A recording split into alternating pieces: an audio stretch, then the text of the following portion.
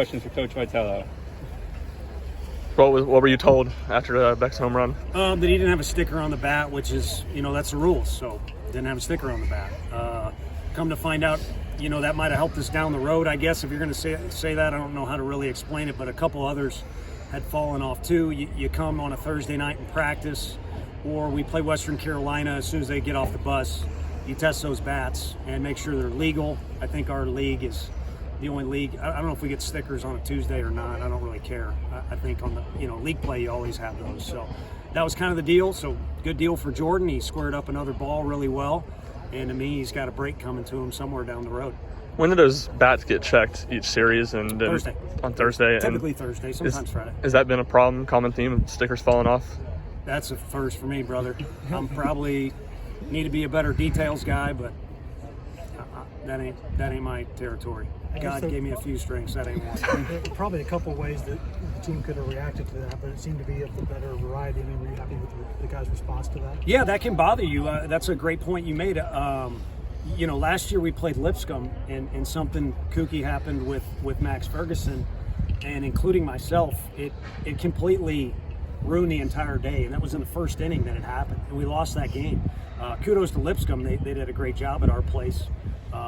But that's one example that sticks out of my mind. You bring it up. It can completely ruin you if you let it. I mean, there's a ton of pitches in the game. So you can let them take you down one road or another. And these guys have consistently been pretty good about choosing the right path. Last year's team didn't mind really being the villains. Is that something that this team doesn't mind either? Is getting a chip on their shoulder from something like that and running with it? Yeah, I mean, I think, anytime that happens, I mean, they're 20-year-old kids. I mean, there's probably 3 or 4 times we had to say, don't say that, or one time I joked I'm the only one that's allowed to say that, and probably Coach Anderson too is going to do it anyway. But you would expect their team, our team, LSU, South Carolina, to react in a certain way to that. But I think the bottom line is they put it past them pretty quickly. What you had of Mabry coming in there and kind of picking up where Burns left off? He was great. He pitched really well for us early in the game on Wednesday. And, tonight's outing is obviously on the road. It's an SEC game. Pretty impressive lineup, but he kind of looked the same. And as a coach, we talk about that all the time with you guys. We just kind of want to know what we're getting.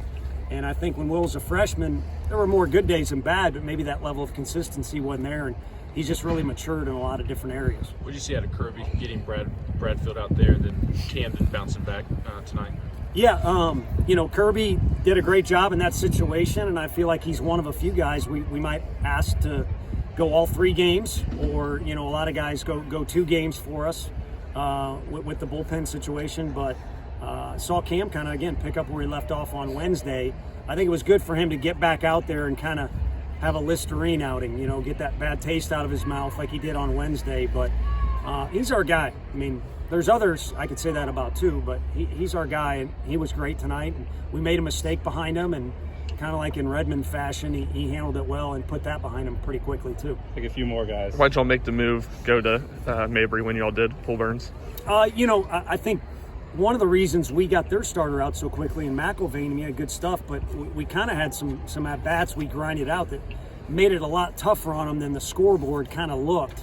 And I think they were in the process of doing that to Burns as well. They took as good a swings off that kid as any team that we've played so far, and he was close to 100 pitches, and the stuff was starting to fade a little bit. So we decided to go with our guy that we had ready first down there. How bizarre was that inning with multiple fly balls that just completely seemed to get lost up there? Yeah, I mean, the sky was kind of in the mid-range. It wasn't nighttime, it wasn't daytime, but also last night when we practiced on Thursday night, I'll give myself some credit. I hit some fungos high enough to go above the lights, even though I'm not very strong.